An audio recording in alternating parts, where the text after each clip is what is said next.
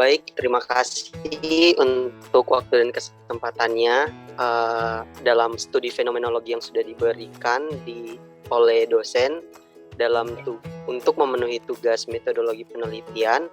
Kami membentuk kelompok yang terdiri dari 4 orang. Ada Muhammad Farhan Isrofi, ada saya sendiri Trofi Musule sebagai moderator, dan juga ada Aurel Cahyadi. Nah, selanjutnya kita langsung saja masuk ke dalam intinya dengan memulai presentasi. Pemateri pertama dipersilakan Aurel Cahyadi.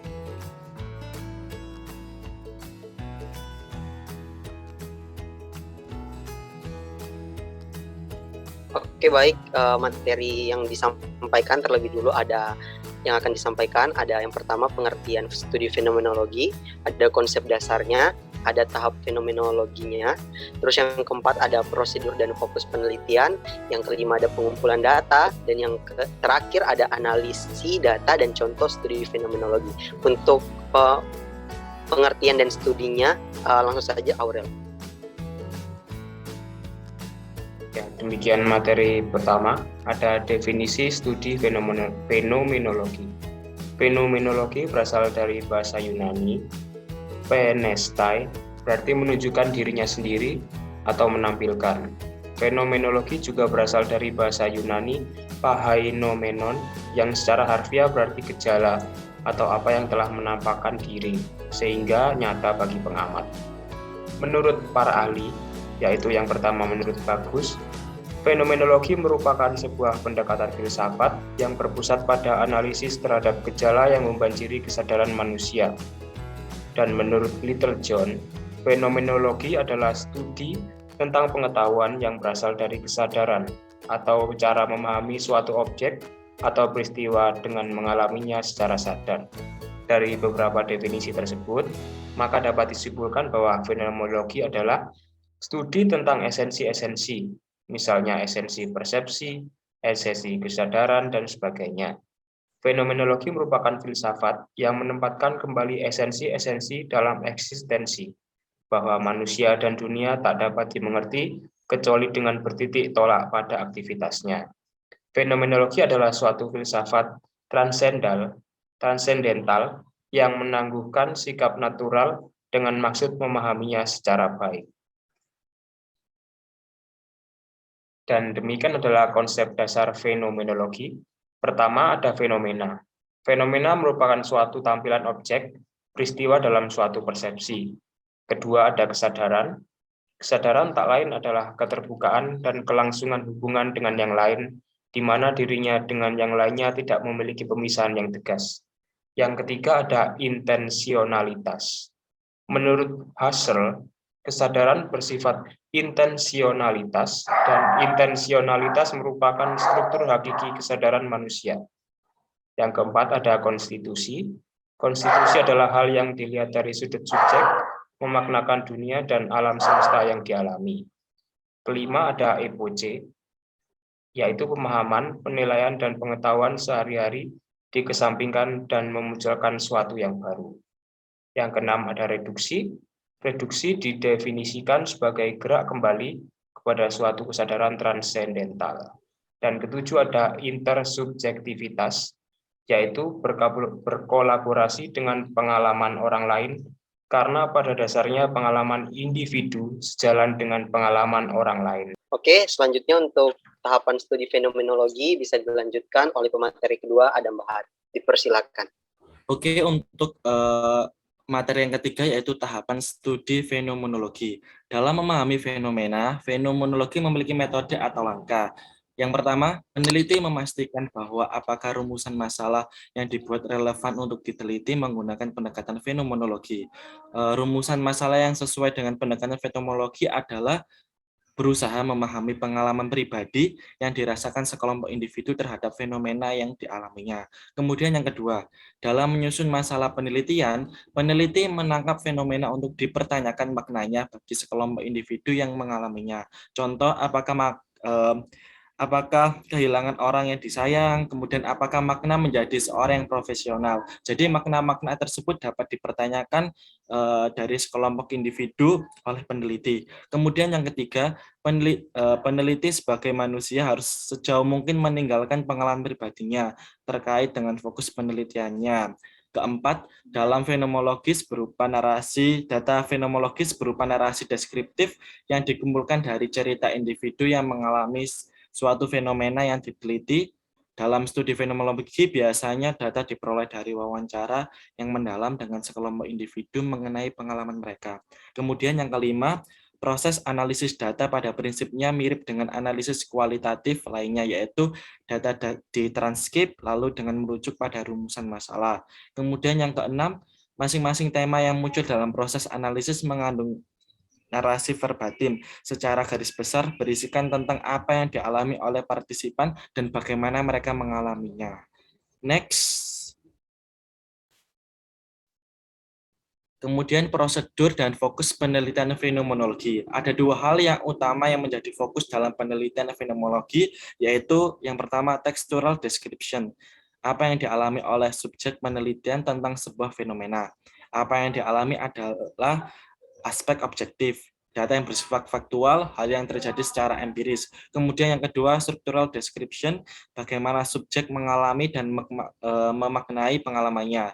Deskripsi ini berisi aspek subjektif, aspek ini menyangkut pendapat, penilaian, perasaan, harapan, serta respon subjektif lainnya dari subjek penelitian berkaitan pengalamannya itu. Oke, bisa dilanjut. Baik, untuk pemateri yang ketiga bisa dilanjutkan oleh Farhan.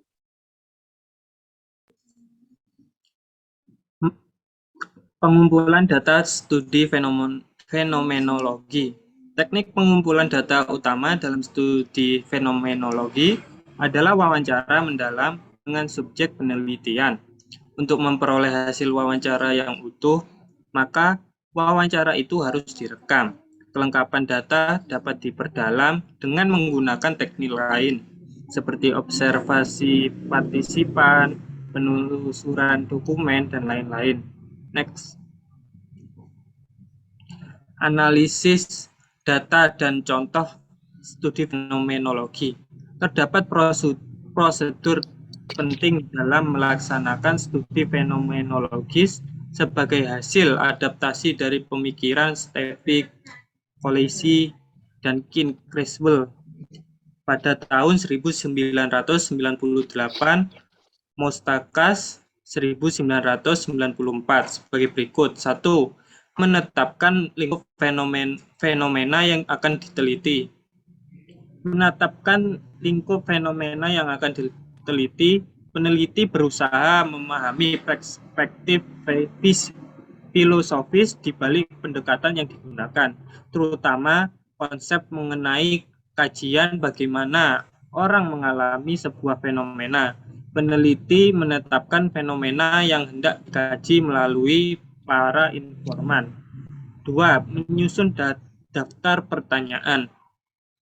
Peneliti menuliskan pertanyaan penelitian yang mengungkap makna pengalaman bagi para individu, serta menanyakan kepada mereka untuk menguraikan pengalaman penting setiap harinya.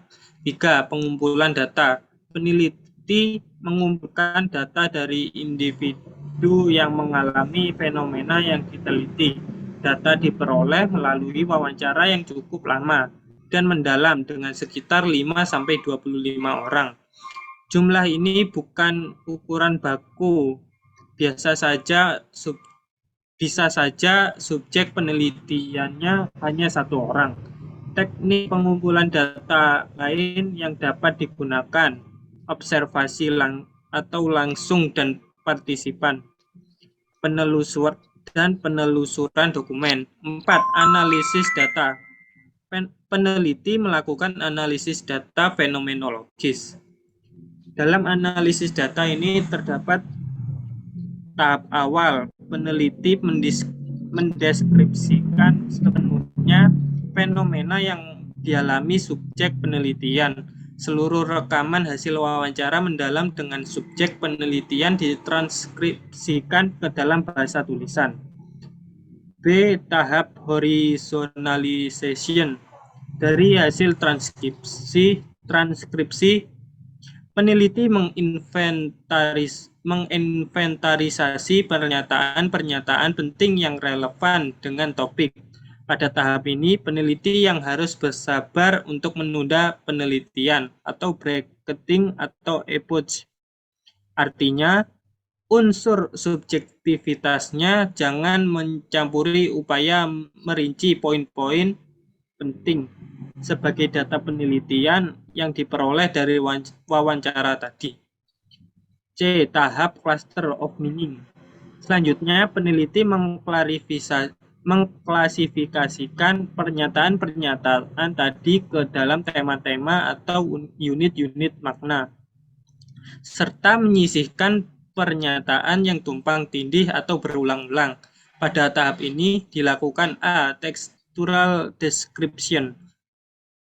Peneliti menuliskan apa yang dialami, yakni deskripsi tentang apa yang dialami individu. B. Struktur description. Penulis menuliskan bagaimana fenomena itu dialami oleh para individu. Peneliti juga mencari segala makna yang mungkin berdasarkan refleksi si peneliti sendiri, berupa opini, penilaian, perasaan, harapan subjek penelitian tentang fenomena yang dialami. Kelima, tahap deskripsi esensi. Peneliti mengkonstruksi atau membangun deskripsi menyeluruh mengenai makna dan esensi pengalaman para subjek. 6. Peneliti melaporkan hasil penelitiannya. Laporan ini memberikan pemahaman yang lebih baik kepada pembaca tentang bagaimana seseorang mengalami sesuatu fenomena. Laporan penelitian menunjukkan adanya kesatuan makna tunggal dari pengalaman, di mana seluruh pengalaman itu memiliki struktur yang penting. Next.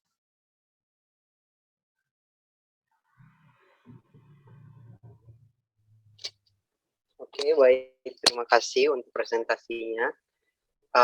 Berarti kesimpulannya bahwa dalam studi fenomenologi ini ada 6 tahapan, ada 6 materi yang tadi sudah dibahas, ada pengertiannya, ada konsep, ada tahap, ada juga prosedur, pengumpulan data dan analisis data, dan contoh studi fenomenologinya.